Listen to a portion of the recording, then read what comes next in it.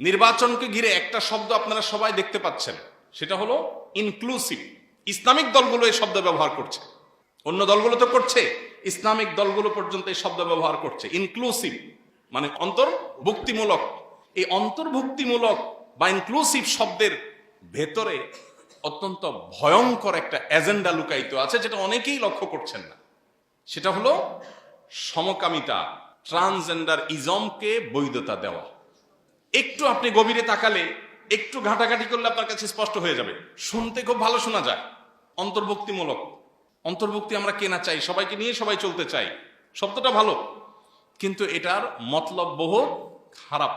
এটা নিয়ে আপনি একটু ঘাটাঘাটি করেন, আপনি দেখবেন পৃথিবীর যে সমস্ত দেশে ট্রান্সজেন্ডার মতবাদ, যে সমস্ত দেশে এই যে বিকৃত মানসিকতা এগুলো প্রবেশ করেছে, আইনের আকার পেয়েছে, রূপ পেয়েছে, এগুলোতে এই শব্দ আগে ঢুকেছে, তারপরে এটা হয়েছে। আপনি অ্যানালাইসিস করা লাগবে না, শুধুমাত্র অনলাইনে ঢুকলে একটু ঘাটলেই দেখতে পাবেন যে এই শব্দের ভেতরে কি কি লুকিয়ে আছে। আমরা সাধারণ মানুষ সাথে কিছু বুঝি না, আমরা বলি ভালোই তো, আমাদের নেতারা বলতেছে অন্তর্ভুক্তিমূলক দেশ করবে, ভালো তো, কিন্তু এই অন্তর্ভুক্তির মনে কি ঢুকাবে সেটা তো তারা বলেন নাই। এবার সময় আসলে তারা বলবে আমরা না বলছিলাম ইনক্লুসিভ, এই যে ইনক্লুসিভ এখন ঢুকে দিছে।